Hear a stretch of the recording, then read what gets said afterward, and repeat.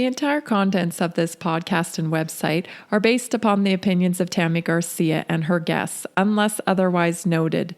The information on this podcast is not intended to replace a one-on-one relationship with a qualified healthcare professional and is not intended as medical advice.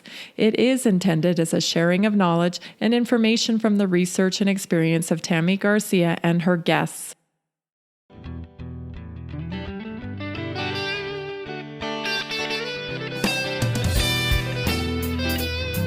This is the Naturally Inspired Podcast, coming to you from our 1890 homestead in Johnstown, Colorado. I'm Tammy, and I want to thank you for joining us. Let's get started and help people feel good so they can do what they love for longer.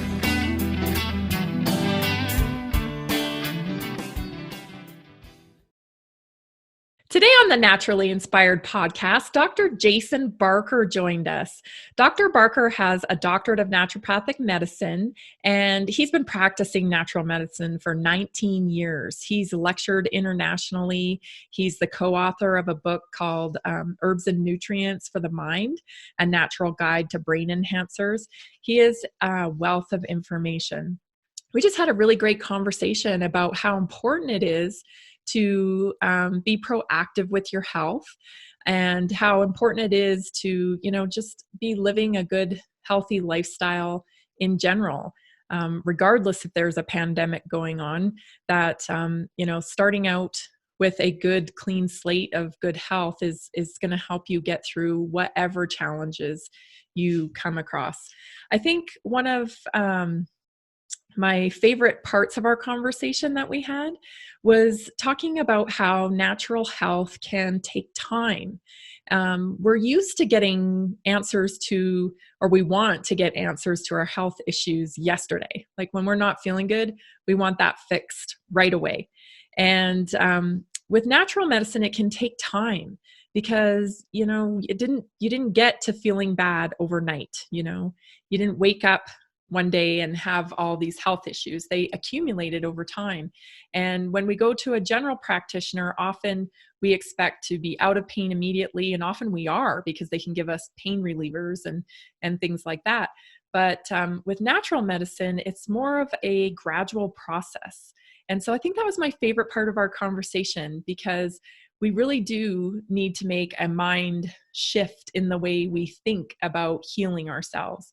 That, we may be uncomfortable and we may be going through tough times with our health, but we have to still practice patience, because in the long run, it's better for us. It's better for us to go through the process of healing than to cover up the symptom with something and not really ever heal and just end up kind of with a Band-Aid and never really fix what's bothering us. So that was my favorite part of this interview. I really enjoyed my time with Dr. Barker. He's a great guy, and I know that you will enjoy it too. So here it is, Dr. Barker on the Naturally Inspired Podcast. Thank you so much for being on the Naturally Inspired Podcast today. Yes, thank you for having me. Absolutely. I've been wanting to have you on because you were actually one of the first practitioners I saw personally. Yes. Oh, good. Yeah. Okay. So you were kind of the lead way into natural medicine for me. I had exhausted my general doctor's opinions, none of which were helping.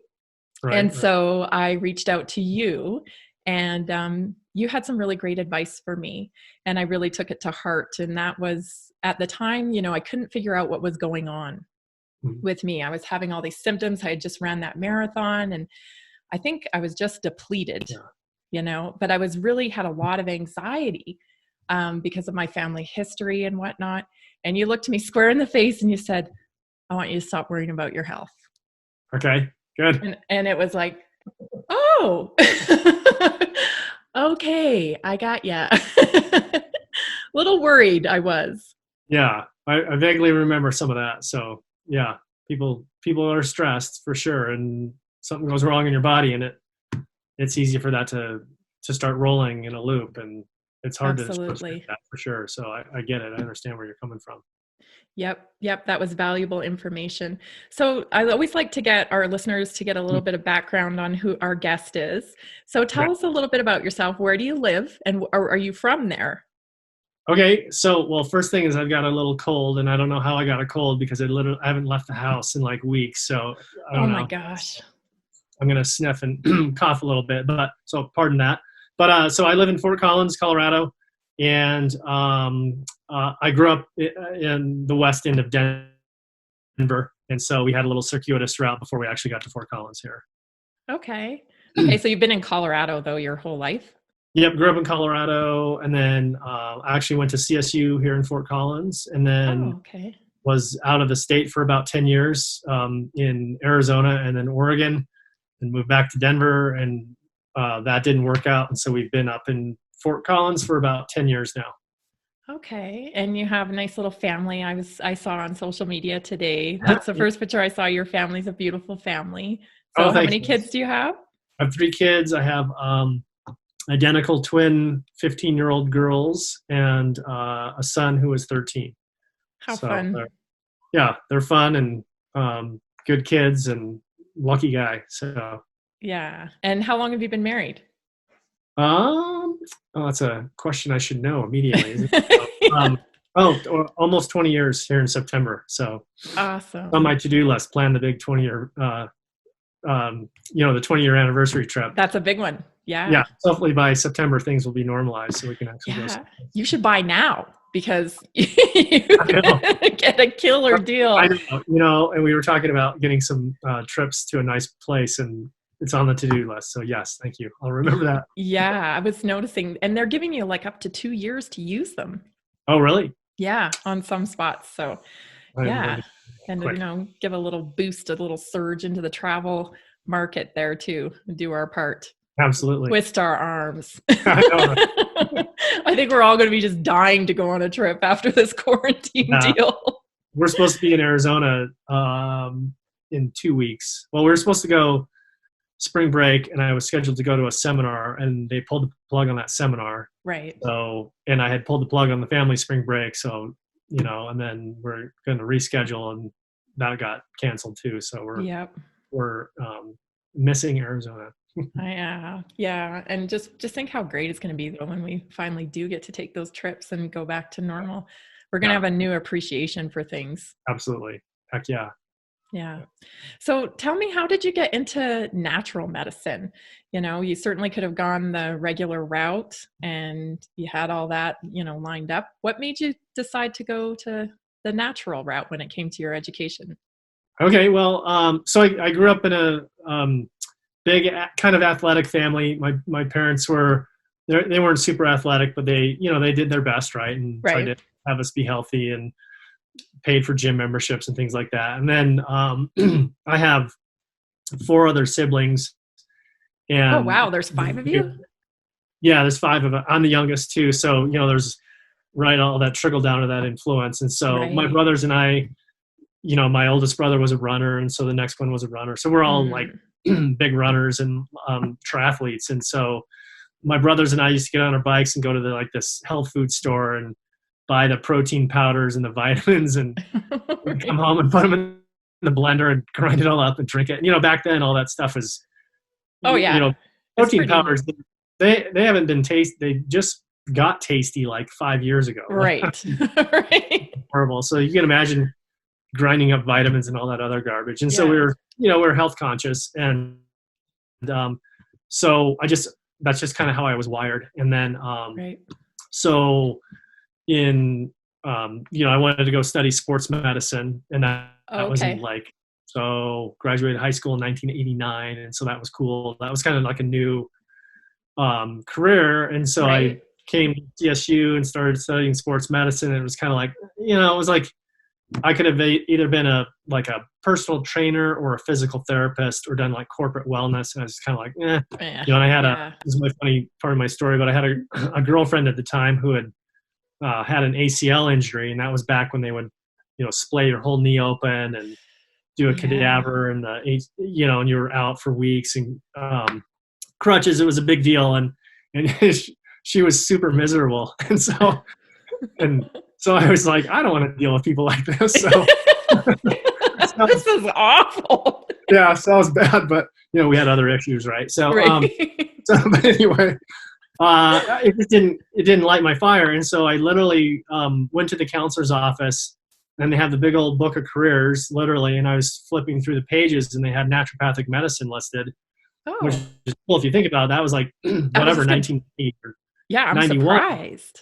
I'm Yeah, surprised. I am retrospectively. So I read the description of naturopathic medicine, and it was literally like love at first sight. I was like, I'm going to go do this. So Yeah. finished up I had to take some extra classes because I had to be pre-med to get into naturopathic school.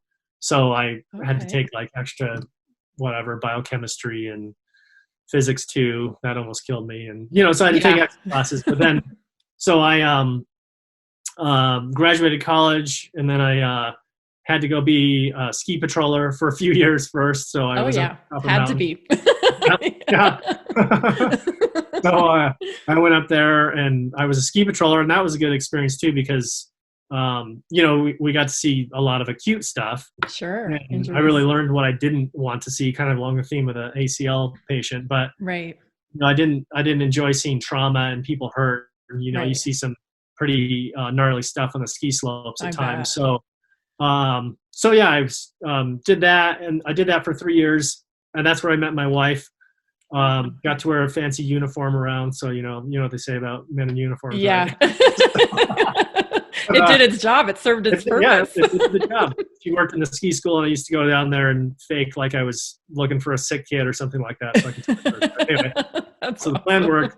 So I met my wife, but then went to naturopathic school like 1993, I think, and so Okay. that's and I've been in practice, I think 19 years now. 19 years. Wow. So you Yep. must have seen a lot of different things in Yeah, 19 and years. um, I've seen a lot, and it's been interesting watching the trends, and Yeah. I yeah, bet. it's great because it's still, on the one hand, you can kind of have people's numbers when they come in a way, like, oh, okay, I've seen this Right. before, but Right. at the same time, it's like everybody's different, and they're different, right? And so Right. it's not cookie cutter medicine. So Right. that's the cool part about it. Right. Right. And you're always, I'm sure, like, to me, it seems like it's a lot of detective work that goes along Yeah. with naturopathic medicine because you're always trying to get to the next layer of, okay, what could be going on there? What can be going on there? Yeah, for sure. And like I said, we've got a really pretty thick new patient intake packet. Yeah. That's partially, so people think about their body and think about their symptoms. And it's interesting, when you ask about digestion or you ask about whatever other systems, and I think people say, oh, I don't know. I really don't know. I don't know the answer to that. I'm like, how do you Right. not know how many times a week you go to the bathroom? Like, how do you not know? But Right. that's me because I'm into health and this is what I do. So it's easy for me to judge. But yeah, people just don't, people aren't always aware of their bodies, and that's okay. Everybody's wired differently. But yeah, so Right. there's always lots of digging to do, and Yeah. it's enjoyable. And everybody's so individual that it's every time you get a new patient, it's a new case. You're on a new case. And Yeah, because one migraine is not the same as the other migraine. It's not the same as the other migraine. You can have like 5 people with 5 different causes for their migraines. So, right. that's just putting the pieces of the puzzle together as best you can. Right. So who comes to see you most often? What types of patients do you see? I see a lot of, people with GI problems. So whether it's reflux or stomach pain or bloating or, any kind of digestive issues. Mm-hmm. I see a lot of those folks because they often end up going to their primary and they get prescribed like an acid blocker, Right. or if they make it to the gastroenterologist, that's important. They rule out the serious like cancer or things like Right. that. But then, they're told to take fiber, and that's kind of it. Right. So, I'm not knocking mainstream medicine, but that's Right. what a lot of people get is, take an acid blocker and take some fiber. Right. And that's how that's kind of their approach in general for a lot of GI stuff. So anyway, Yeah. see GI patients. I see a lot of hormone imbalance. So lots of women of all ages. So I see young young women's or young ladies that are 14 and 15 all the way up through post-menopause. Right. Super common, right? Because female hormonal cycles, they change every month, and there's Right. even as your life goes, it's changing. So I see a lot of that. Yep. Um, And we've and had quite a few people talk about women's health on the podcast. And it's interesting how there really isn't diet and lifestyle addressed when it comes to women's hormones, that we have a couple of options when we go to a general practitioner, which is, go on birth control to kind of, smooth things out, or you can always have a hysterectomy, or, this hormone therapy. Like, there's not a lot of choices still, which just kind of blows my mind, because this is a real issue for a lot of women. And they're still kind of just treating it with these Band-Aid effects. So the more information we can get out there that, hey, there's another path you could follow to get this sorted out. I love that. Yeah. And it's, knock on wood, but it's super easy to fix too. Like almost like 99% of the women who come in who have hormone issues, we can take care of them, like you said, with diet and lifestyle and all those things. And for me, it's a pretty easy fix. But yeah, they've come in, they have heavy bleeding, and they're like, well, let's just either cauterize your uterus or take it out. That's right. Gosh, and dramatic. Can't fix anybody, and sometimes that's what happens. But yeah, there's tons of choices. But so I see a lot of hormones.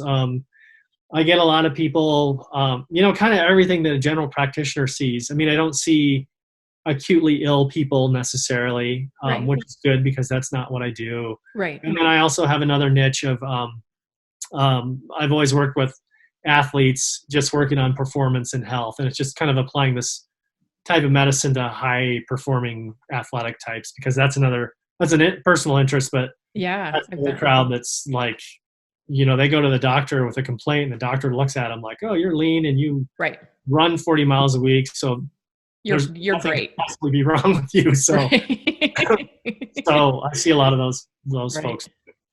Right. I think I've experienced that myself. Whereas when I was going through that, it's like, well, you just ran a marathon, so pretty sure you're okay. And I'm like, no, really, I don't feel right. There's something wrong. Perform doesn't mean you don't have more issues going on, so I see like all kinds of people over all those spectrums. I don't see a ton of little kids. I've kind of moved away from that over the years. What about this flu season? So, you treat people for flu, and how do you do that? Like, how would you treat someone that comes into the office for regular flu? Yeah. So, and just to kind of delineate, like a lot of people come in and say they have the flu, which means the flu virus, but they really don't. They just have a bad cold or an upper respiratory. So we'll kind of talk about like, an upper respiratory infection is a cold, so it's above the neck. So you're stuffy, your sinus congestion, things like that, maybe a sore throat. Okay. And people feel crummy and they'll, I've got the flu, when they really don't. Right. And then, the flu is more systemic symptoms. So it's lower respiratory. So it gets in your lungs, fever, body aches, you feel horrible. Right. So I'm just kind of lining that out, because a lot of flu people say they have the flu and they don't. But regardless. Well, when I was young, we used to call the flu puking. Right. And you'd vomit, you'd have diarrhea, you'd have systemic symptoms. Yeah. And so, anytime people get sick now, it's the flu. Right. But we don't walk around and say, oh, I have an upper respiratory infection. Right. Right. So, but we will, ask about all their symptoms, again, so I can know, like, stuff in your lungs, what's going on. We'll do a quick exam, look in their throat, look in their ears, listen to their lungs, look at their skin. A lot of times people get rashes with these viral infections that go around. That's another important clue too. But and then so we have a lot of different ways that we treat people with natural medicines, and it works really well. So we get people in. It's weird. Like some years I get tons of people, and other years I don't. And it's kind of weird how you always read like, it's a horrible flu season. Not this year withstanding, right, with what's going on now, but every year is a horrible flu season, it seems like. That's I true. don't know. I just took my kids in for their annual before all this happened, and she was telling us that it's been a horrible flu season, right? Yeah. But that was a regular doctor. It's just absolutely awful flu season, and this is before all this happened. So, isn't every season? I take my kids to the doctor once a year. I do one time. Yeah, yeah. It's every season, every year's bad flu season. It's Yep. always a cold winter. It's always a bloody hot summer. It's always kind of the same stuff. So. Right. Right. Well, so what specifically would it depend on people's symptoms then that how you would help them with natural medicine? Yeah, because there are different herbs that so we have lots of different herbs. We have, vitamins, like we'll use high dose vitamin C, high dose vitamin A, zinc, selenium, things like that. And then there are other things that we'll use that are, well, I guess, you call it a nutraceutical. And so one of them is like monolaurin, which is lauric acid that's derived from coconut oil, which is very Oh yeah. antiviral. Right. Sambucus we use, which is, I guess that's an herb, right? So Right. mushrooms, medicinal mushrooms can have very potent immune stimulating effects.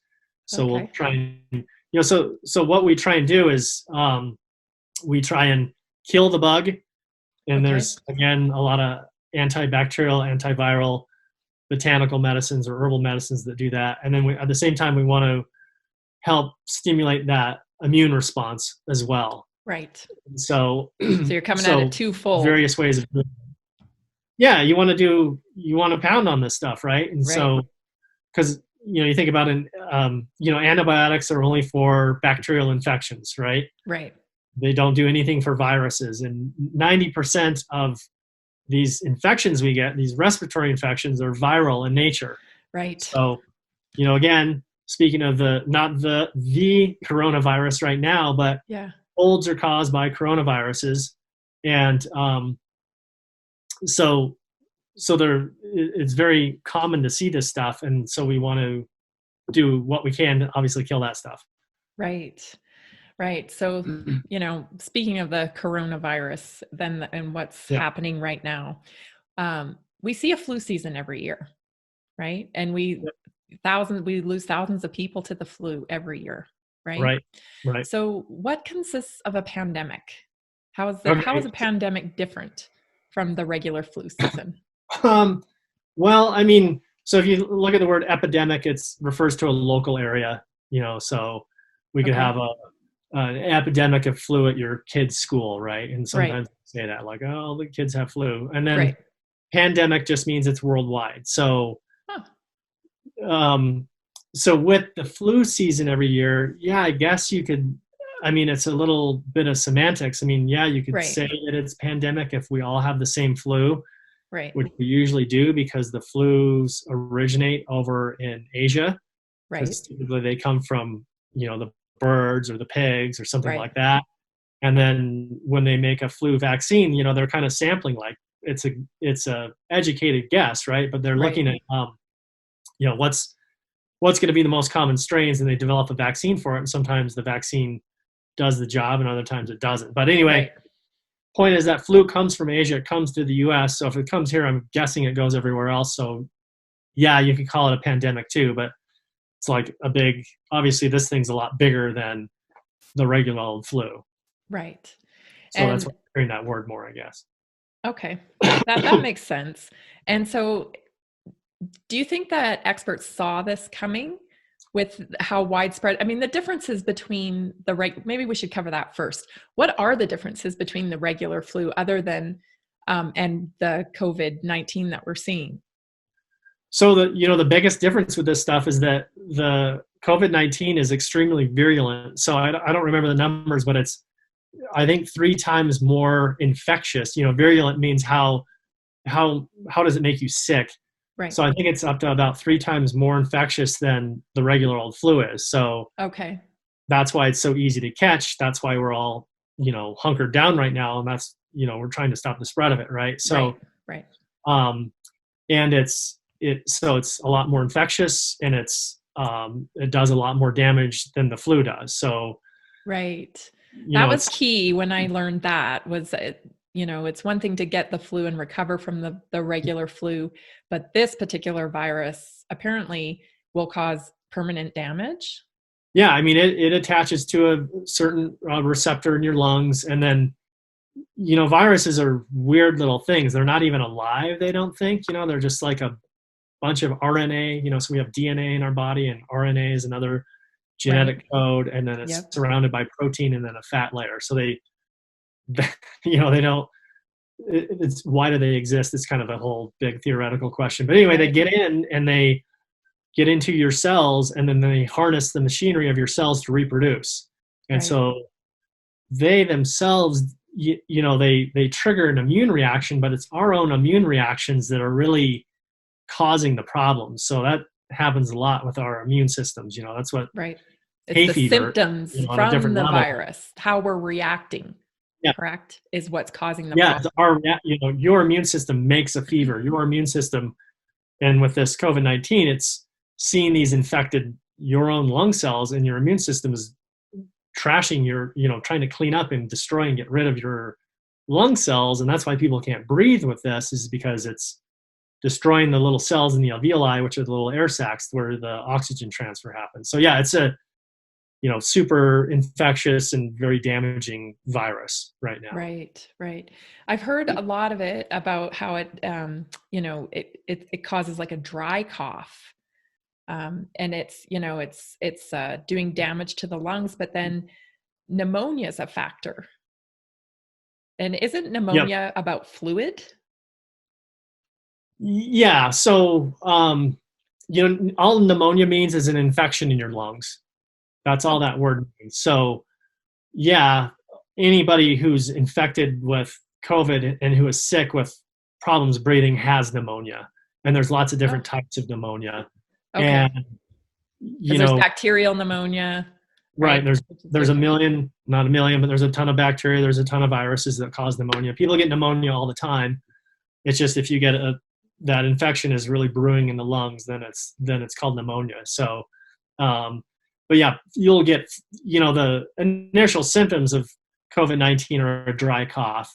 And that's just one of the symptoms that they've kind of targeted, but there's a ton of other times when you start getting a cold and you get a little dry cough, and, allergies will give you a dry cough. So it's just one of it's not really a interesting symptom, but it's useful for, picking up on this certain disease right now, I guess you could say.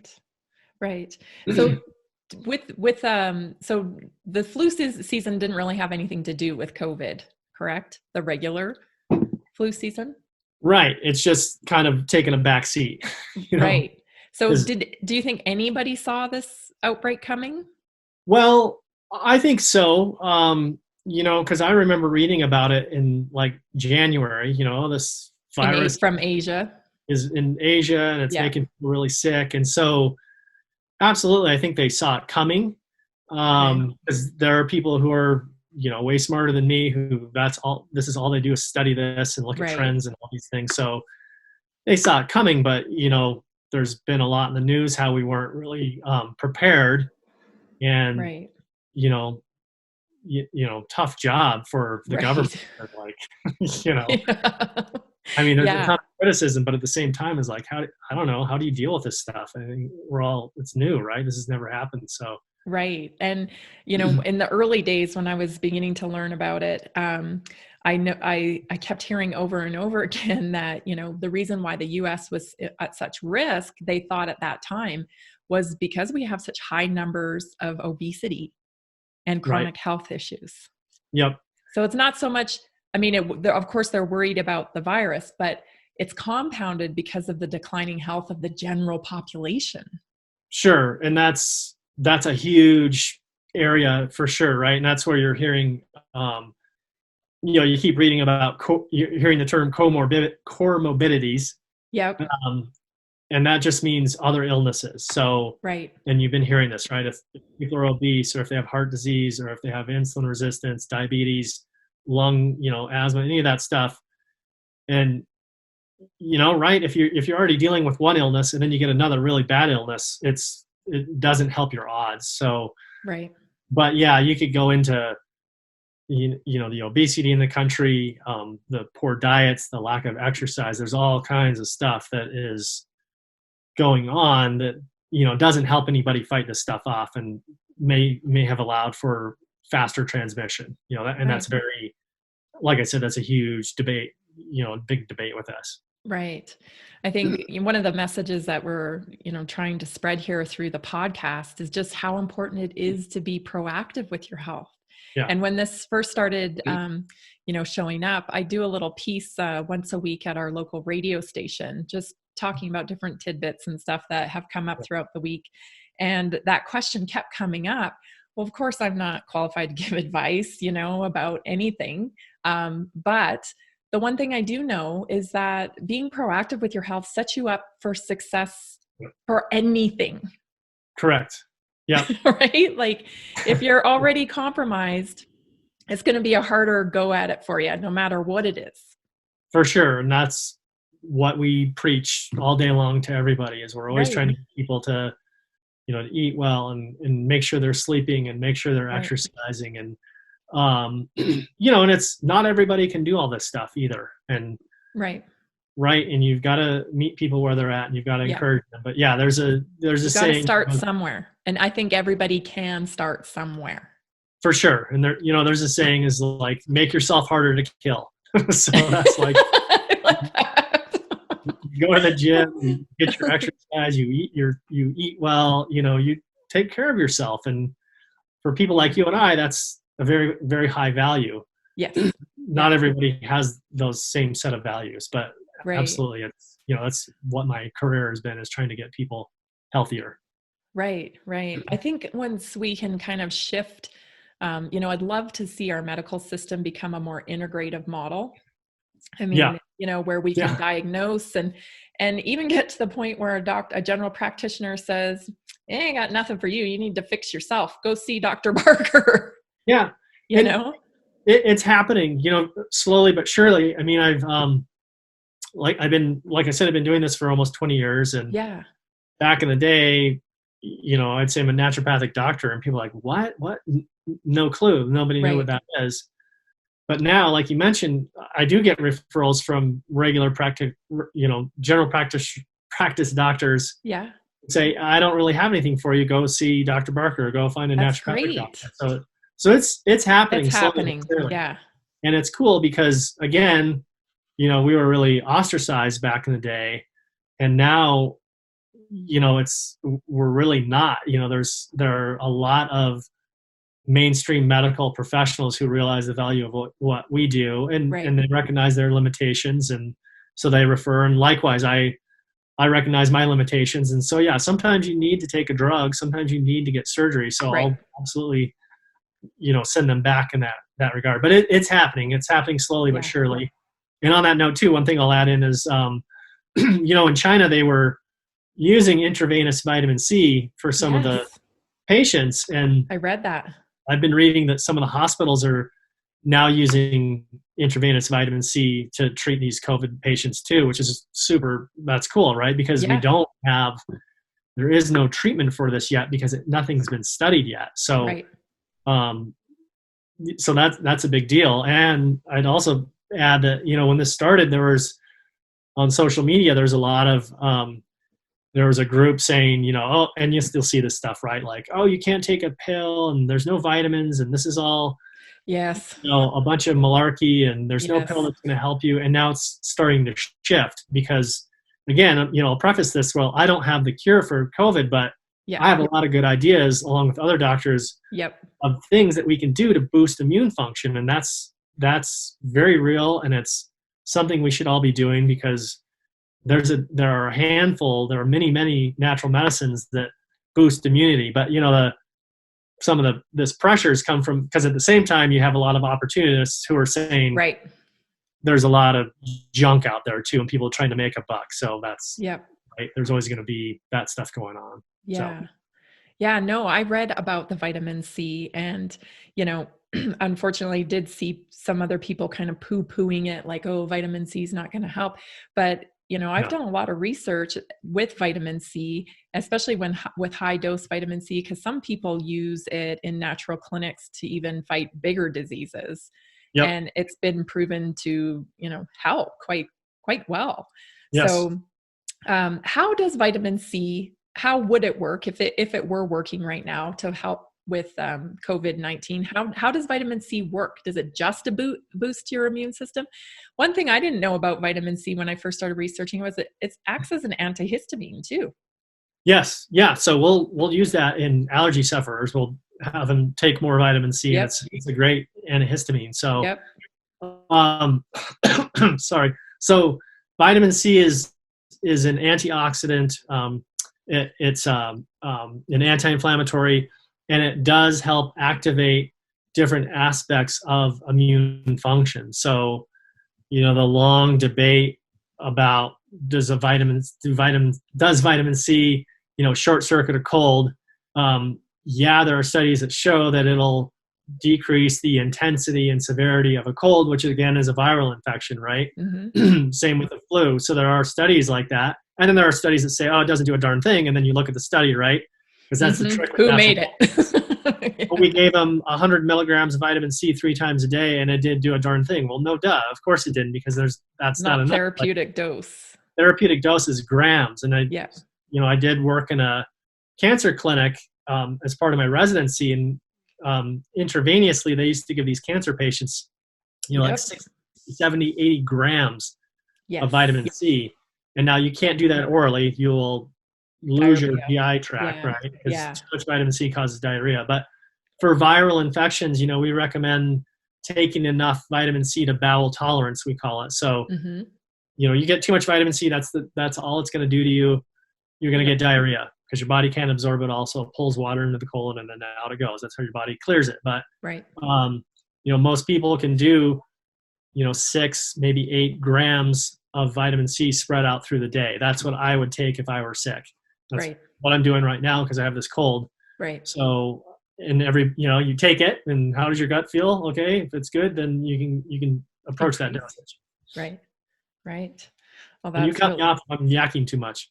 Oh, no, this is all great stuff. I think it's so good to get the real information out there to people, because before they discount it, vitamin C is not going to help. Well, no, if you chew on a Flintstones vitamin that's orange with vitamin C, that's not going to do anything. But this is very real, and there's real science behind this. Absolutely. Yeah. So zinc, we know that it inhibits how viruses attach to the mucosal lining in our body. So, zinc lozenges will shorten viral infections too. Vitamin D is a huge immune booster. This is why, we know that you look at vitamin D levels over life, and the lower somebody's vitamin D levels have been, the higher incidence of cancers. So that's what I say. It's my line in the clinic. You need to take your vitamin D because it'll prevent everything. We know it prevents respiratory infections, period. Right. So it protects you from colds and protects you all the way from cancer. Now, I'm not saying, right? Yep. Vitamin D, you'll be protected. Right. And that's another one of the reasons is there's this big thing again in the social media is like, oh, you don't want to give people false hope. Well, I'm like, well, no, we're not saying you take all this stuff and then you can go run around and ignore the hand washing and the social distancing. We're not saying that. Right. But like you were saying is like there's more to it than just washing your hands and staying home too. You've got to get your immune system in tip-top shape, because big battle to fight right now. That's right. One thing I like to point out too is kind of a shift in my thinking when I kind of started researching natural medicine and getting more into it, was that we need to look at our bodies as a system. When we go to a general practitioner back in the past, like I like to think it's definitely changed for sure, but in the past, it's kind of this silver bullet approach. Like, we're going to give you this surgery, it's going to fix all that. We're going to give you this pill, it's going to fix all that. That's not how the body works. Right. And so we need to be washing our hands. We need to be supplementing, but, and we need to watch our diet, and we need to exercise, and we need to breathe. So many people are such shallow breathers. They haven't taken a deep breath for years. And, this sounds like such silly, easy things, but try it if you haven't tried it for a Yeah, while. A right. week or two of really paying attention can put a whole new spin on your life. Absolutely. I mean, you mentioned the breathing thing. When people become fearful and anxious, you Yep. don't breathe as much. Yep. Your respiratory rate goes down. It's shallow, which means you're not bringing in enough oxygen, and then your brain's not getting that oxygen, and then it starts increasing the anxiety, and round you go, right? Right. So yeah, I mean, people need to take 10 breaths. That another thing I tell people, along with the diet and the fitness is mental health. So Yep. just as important as it is for you to brush your teeth every day and for you to work out or exercise every day and eat well, you need to do mental health. So Yep. go meditate, go pray, go do whatever it is you need to do to get your anxiety under control, because right, we all get anxiety, Yep. and some of us more than others, and clearly what's going on in the world right now is extremely anxiety provoking. So yeah, Absolutely. go outside, go for a walk, take some breaths, and go and breathe. Yeah. And believe that that will help you. Yeah, But before you do it, you have to have kind of an attitude of like, this will work, because yeah, if you think it won't, it won't. that's true. And that's um you're always going to have better outcomes when there's optimism, Yep. right? In Hmm. anything. So belief is a huge part of this. And there's incredible studies with placebo too, where they've given one Yeah. group the red pill, and the doctor says, I don't really think this will do much for you, but just take it anyway, see what happens. And then they give this other group the blue pill, and the doctor says, oh, this is great, it's a new Right. drug, you're gonna feel so much better. And guess what happens? Yep. The blue pill people have great outcomes, and the red people, they don't. So Right. this is all very real. This is not hocus pocus. The mind is an incredible tool, and we're not Yeah. even aware of its power yet. So that's I an agree. We haven't important part even of all. tapped this. That we're at the very top of the iceberg when it comes to Yeah, that. it's cool. It's a fascinating area of research for sure. Yeah. So what are some things we could do with our diet directly here at home, since we're all stuck at home and Yeah. most of us have a lot of food? You know, what can we do right now to support, and how does that matter? Particularly, I want to talk about sugar here. Yep. Yeah. So again, I'm encouraging everybody to stick to their guns and stick to their healthy diet, Yeah. because right, we all go for the comfort food. What is comfort food? It's simple carbohydrates, right? They Right. taste good and they feel good in your belly. Yep. So, meaning chocolates and sweets and cupcakes and donuts and all that stuff. So, Yep. um, and those foods, we know that a large dose of sugar, or when you have enough sugar in your bloodstream, it does kind of put a damper on some of the activity of those immune cells again. So, if you want to have a treat tonight after dinner, a little bit of ice cream, that's fine. That's not going to hurt you, but Right. you don't want to be doing this stuff every day. And that's why we're worried about everybody right now, is because we're at home and we're stressed. And so we're going for all the junk. And I saw an article, I put it on my Facebook page, as people are ditching the kale and all the produce, but all the Oreos are gone in the stores, Right. and part of that's the mentality of shelf stable, but, Right. right. So yeah, so we need to watch the sugar intake, of course, Yep. watch the alcohol, right? That's That's always another thing. That's another never, thing. right? Never a good idea to drink too much. Yeah. That's I did feeds a on. I did a post the other day, because I think this is kind of like mom syndrome too, right? Like everyone's stuck at home. I want to make them happy. So Yeah, like, oh, we never eat this stuff. Let's eat this stuff. And sure. so, I had to pull back. Like, we can't do Right, this, right? This is ridiculous. So I had done a post about how just, how we can modify a lot of recipes and change them into something that's a lot more healthier. But sure. through social media, I'm seeing a whole lot of drinking going on and a whole lot of cake eating and cookie eating. And I'm Yep. not here to be your buzzkill and be like, oh, Yeah. but I'm worried, because that drinking does lower your immunity. Your body's got to deal with that. Yep. Yeah. It's, a little, some alcohol here and there and Oreo here and there, that's fine. But like you said, we really need to keep our heads screwed on straight through all this. Right. try and watch out for that stuff. At the same time, increase your fruits and your veggies, because again, they contain all those nutrients.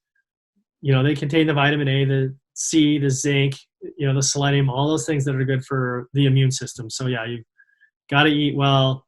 And back to the alcohol, when you drink, it disrupts your REM sleep. So it creates poor sleep patterns, non-restorative sleep. And sleep is a big thing, and again, we're seeing articles about how important it is to sleep now, because when you don't sleep, your immune system tanks as well. So that's another big part of this as well. Yes. Sleep is a whole nother topic I would love to cover sometime too. Because I think that, a lot of people aren't aware of the quality, not only the quality of sleep, but the quantity, because it's almost like if you're getting 8 hours, well, you must be lazy. Right. Yeah. Huge issue in this country, because we're all hard workers, and it's a badge of honor of how tired you are and how little you sleep. And that's insane. It's just crazy. And that's what I tell everybody in the clinic. I ask them, can you take a nap? And if they're like, not everybody can, because people have 9-to-5 jobs and stuff. But if you can take a nap, do it. I mean, we're the only culture, one of the few cultures that doesn't nap. I mean, you go to Japan, right? They have the little hotels that you can check in and take a nap. Don't they have vending machine beds? Yeah, it's insane. It's super cool. And like all throughout the Hispanic cultures, they nap. And so that's why I tell, patients, I'm so tired. Like I wake up at 6 and I work on kids and I'm wiped. I'm like, I know, because you've been awake.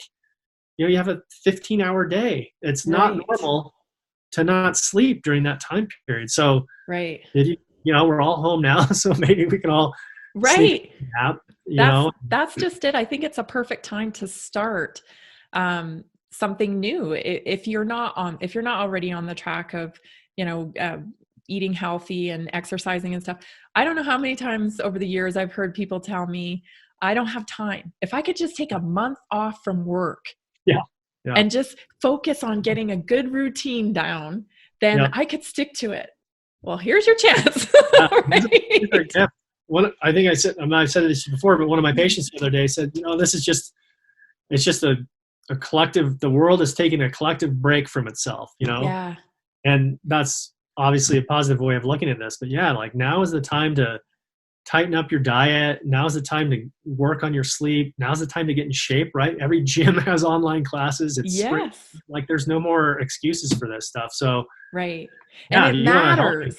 It really matters. And that's what I want to get, the point across, is that this will catch up with you, whether, you just don't outrun a bad diet. Correct. Yep. You can't out exercise a bad diet. Yeah. You gotta, it's synergistic. All this stuff together has to come together. Sure. One thing I've been reading about too is how, COVID-19 affects people differently. And we've talked a little bit about, having pre-existing conditions and underlying issues, but there's also other side of it where people are completely healthy. They don't seem to have any underlying issues. There's been a lot of speculation. I've read about blood type. I've read about people who took ibuprofen and then had an app, they think it might have made it worse. Right. I don't know. Is any of this stuff true? Do we even know if it's true yet? Are we at a point where we can say anything? That's right. Yes. We don't know yet. The ibuprofen thing made a big splash, like I think 2 weeks ago. Yeah. Now they've said that's not accurate. Of course, everybody is scrambling for information and insights to all of this. And there's just too much chaos going on, because you have all the frontline healthcare workers are trying to save lives. And, we just haven't had the time to do the research and take a good look at all of this stuff. So, we'll know more as this evolves. But, and that's the other thing too, is I'm not trying to make light of the situation, but all the news is putting up is headlines. I saw one today, first, child under 1 dies from the COVID-19. And it's like, that's all the headline is. And they don't tell you anything, but this baby died. Right. You don't know. Did that kid did the baby have Down syndrome, or did they have, did they have heart condition, or, you don't know. And of course these headlines are scary. Like, healthy, nobody with pre-existing condition, a person with no pre-existing conditions dies. You're like, oh my gosh, Yeah. we don't know, and they're not going to tell you that in the news. So Right. you know, Right. so stay Yeah. off. It's Yeah, I know. 15 minutes a day, and I'm being very selective. I'm going in Yeah, and looking for certain pieces of information that I need to know. And I think yeah, that's a good way to treat your news these days because absolutely. Yeah, it's very it's scary, difficult. super scary. So Yeah. Um, so does genetics have anything to do with it, do you think? I have no idea. No idea. In Yeah. what regard would you say? Well, I just recently, I guess maybe that's why I have it on the mind. I recently had my genome done. And Uh-huh. so I learned about SNPs and how you could have Yeah. weaknesses in your genes. And Okay. I found that really interesting. And then Yeah. it started making me think, wow, I wonder if, this could apply to, or some people, because there was something about blood type and, Yeah. I know it's all new and this is just speculation because we really don't know, but can someone have a set, a set of genetics that makes them more prone to getting the flu or other viruses? Oh, yeah, I'm sure. I mean, I wouldn't be able to tell you what genes or anything else like that, but yeah, absolutely. Because, again, with this virus right now is, right. They've said people have zero symptoms and people die. Yeah. And so, yeah, that has something to do with your genetics, right? Yeah. If your immune system has whatever genetic coding behind it, that's going to make you have a massive, like the cytokine storm they're talking about, Right. is ending up killing people, or if your immune system's not going to do anything about it. So yeah, Right. genetics play a role, but like, It's way too big yeah. who knows? Yeah, Who knows yeah. at this And point? even age is proving to not, I mean, I know that elderly people are more at risk, probably because they Yeah, have more things going on anyway, right? But we've yeah, they're seen right. people recover from in their 90s now, and Yeah, then, we see a 1-year-old pass away. So it's just yeah, and all it's just older people have less metabolic reserve, right? Their machinery doesn't work as well as a 20-year-old. But I saw a story today where I don't know how old he was. He was like a Holocaust survivor and some oh my other kind of goodness. So really survivor, old. and he beat the COVID-19 too. So it's all across the Wow. board. But yeah, that's I felt bad in the initial headlines. It was like, oh, this is gonna only affect the old people, and it's not. Geez, how would you feel if you were over 60 reading all this stuff? But now Right. it's apparently not It's discerning shifting. like Yeah. we thought it was. So Yeah. Yeah. Um, so speaking from proactive standpoint, what can we do to offer ourselves, some more protection against viruses? And I know, you're not the COVID-19 expert but just generally speaking, you mentioned some herbs and stuff, of course, diet. yep. Um, and one thing too is when someone comes into your office and you're not really sure what's going on, Mhm. you're kind of trying to unravel what's going on. How do you keep patient with that? Uh, Because as from a patient standpoint, of yeah, course, we all want to be better yesterday, right, yeah, right? yeah, So h- especially with natural medicine, because to me, I saw improvement slowly over time, hmm whereas when we go to a general practitioner, our expectation might mean that I want to be out of pain now, right, and this pill will do that, or this surgery will do that. With natural medicine, it's a more gradual process. So sure, how can we as the public kind of get used to that process?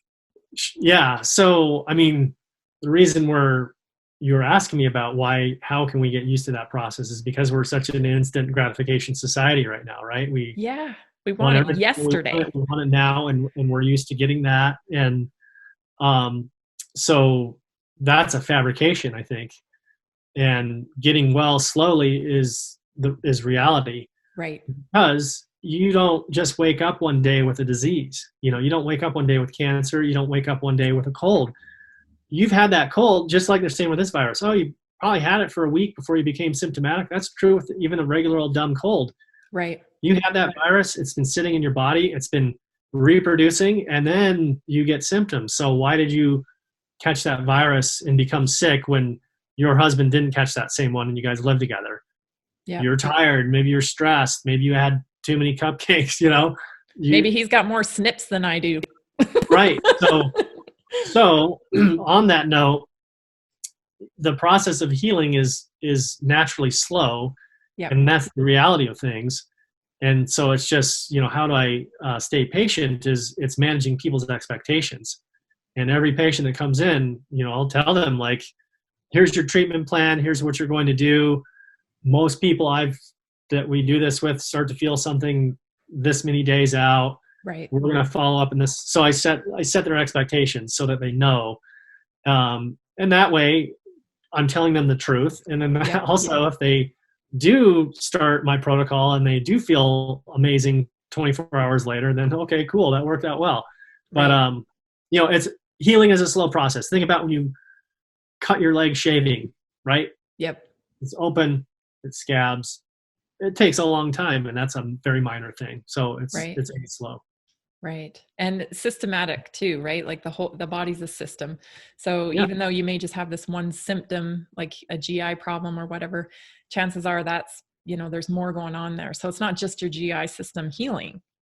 Yeah. And it's rarely, or in many cases when people have migraines, GI stuff, whatever, there's always a mental emotional overlay with this too. And many people who are, who are very stressed out, absolutely. I'll interview people about their stress levels and what's stressing them out. And the people who are very, very high stress, they always have more symptoms. They always have worse symptoms, Right. So that mind-body connection is very real. Like on the GI subject, you have the same set of neurotransmitters in your gut as you do your brain. Yeah. So when your brain is stressed, your gut is stressed. And, that's where that's saying, oh, I'm sick to my stomach. Well, why, you're worried. Why is your stomach sick? Right. There's nothing wrong with your stomach. It's because your brain is connecting to it and making it sick. So I love how all those old sayings, they came from truth. Yeah, they did. Right. Yeah. But we kind of just discount them now as like just old sayings, like they don't really matter, but that's where they came from. Yep. They came from that very thing. That's why that people started saying them, because they were true. Yep. Yeah. Those old adages are true for sure. Yeah. Yeah. It's really hard to kind of, decipher what's kind of, quackery and what's speculation, especially because like everyone's, able to put content out there, which is wonderful, but it's like so much information. And I'm sure you deal with it because, Dr. Google and all that. I'm sure people have themselves figured out when they get to you. Oh yeah. All the time. Yeah. So that's got to be kind of frustrating. But at the same time, for me, I really try to encourage people to become independent in their thinking when it comes to their health, right? Like you can do this. You can really advocate for yourself, and you're the best person to advocate for yourself because you're living in there. Right. Absolutely. Right? I fully agree with that. And it's, it's a fine line. The internet is a dangerous place, right? Yes. And Dr. Google is going to put me out of business here soon. I'm kidding. But and it's you can, obviously we have the world's information online now. You can know all this stuff.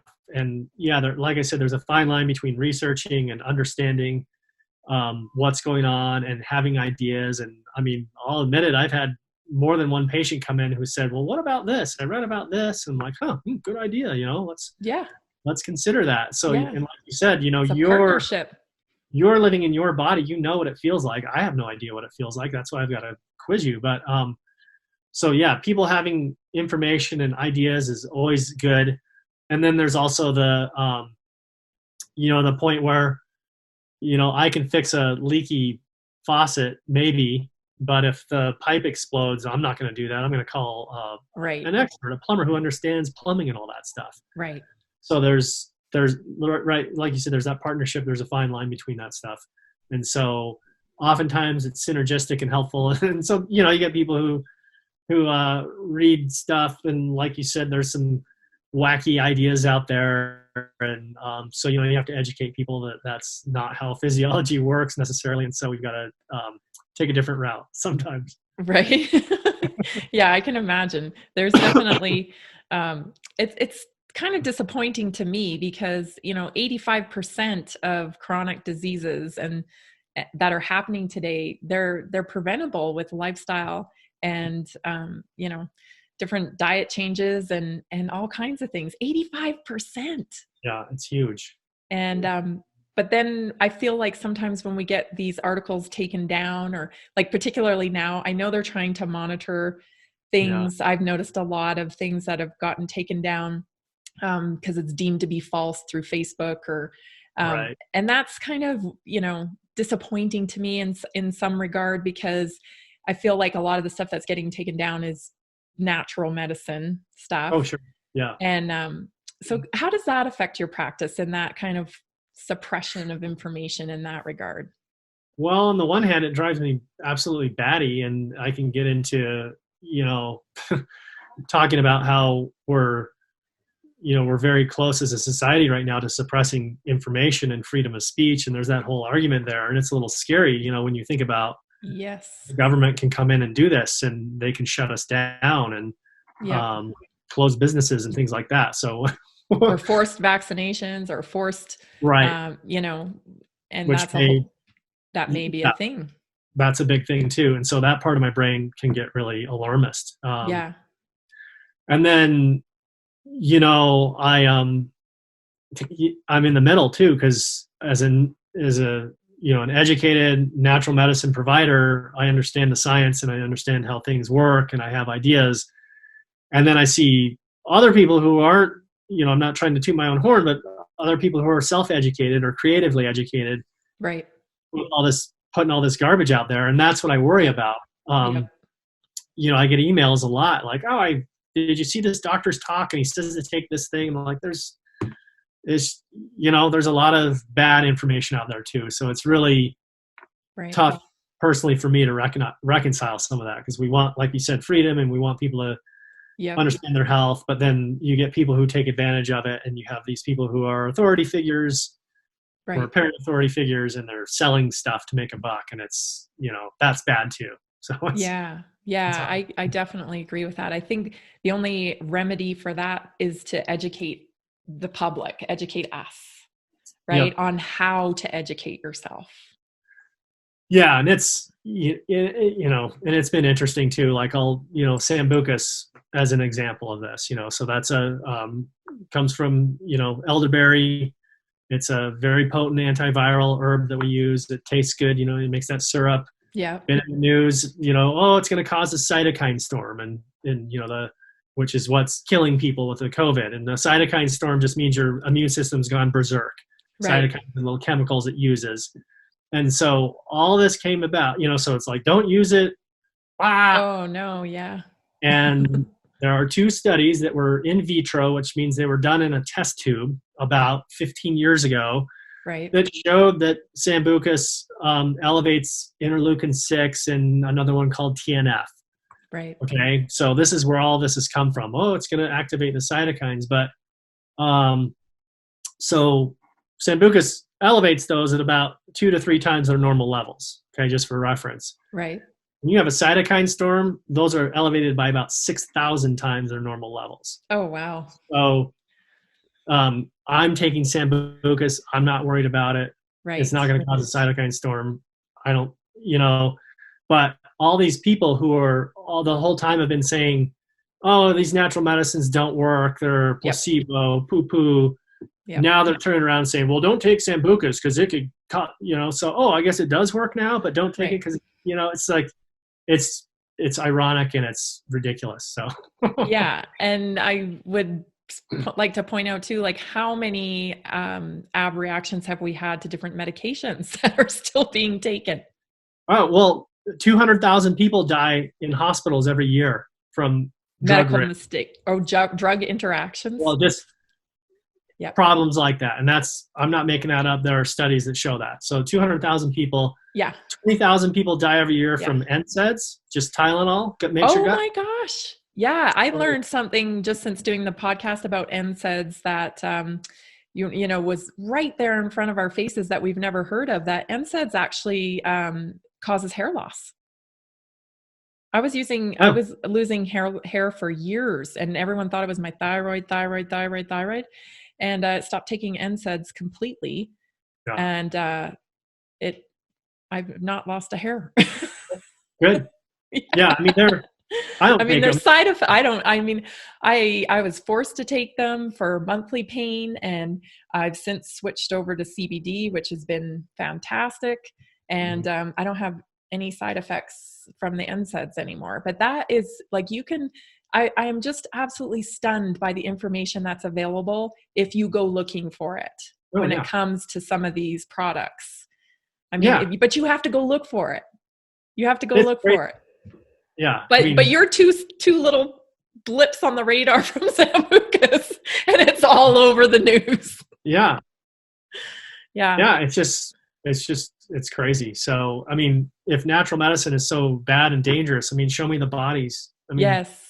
Yes. I can guarantee you there ain't 200,000 people dead from using natural medicine every year. So, Absolutely. um, and I believe in it and I use it, and I'm also not anti-drug. I mean, Same. drugs are good. They help Yep. save lives. They do a They're lot of good, but necessary. obviously, you know,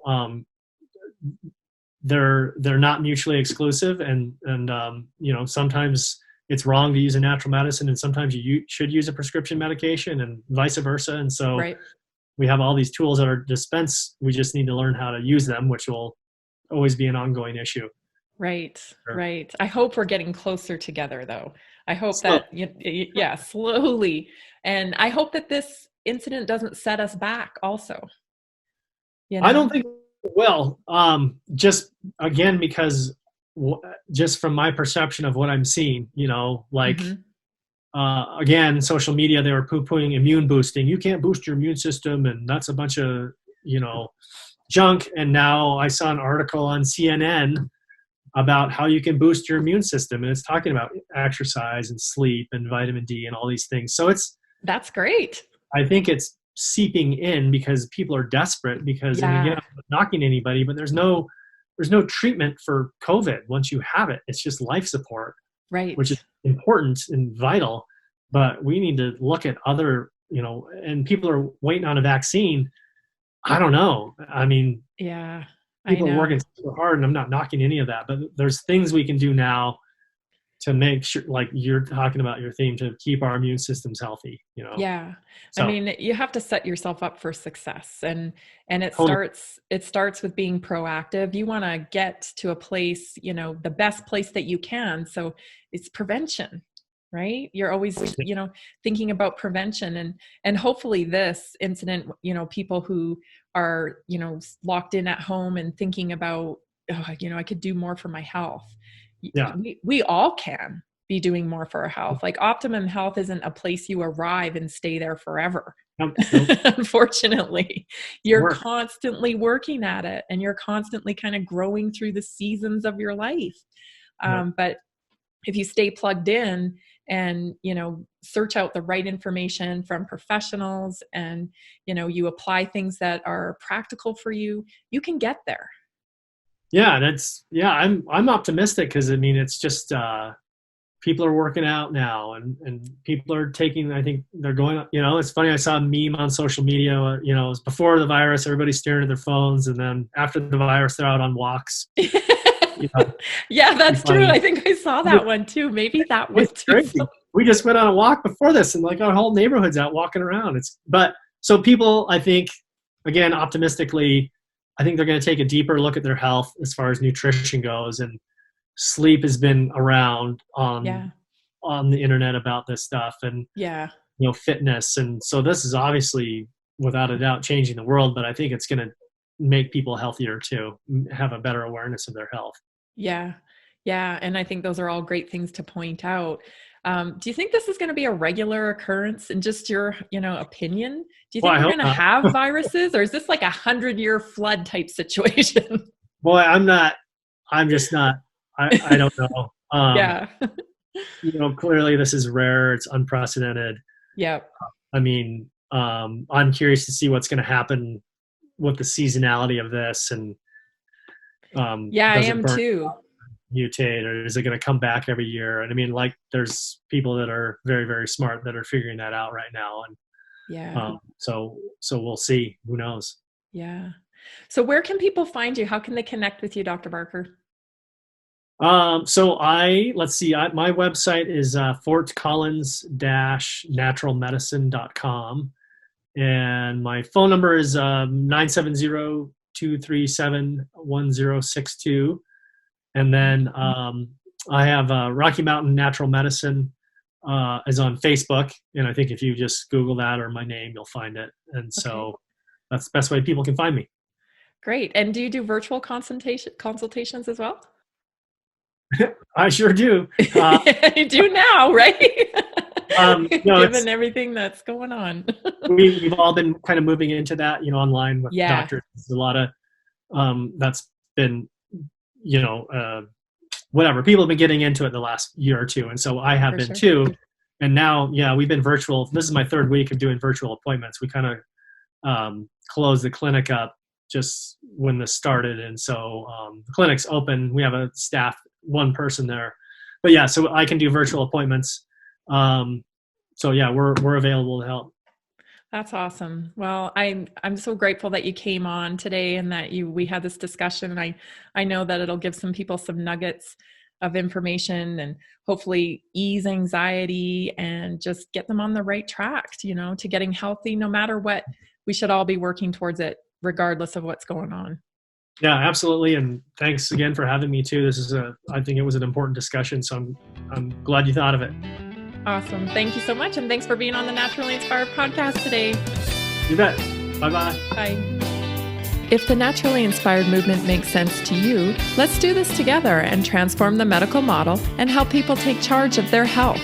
Learn more about how you can join the Naturally Inspired movement by going to naturallyinspiredadvocate.com or call me at 970-475-4862.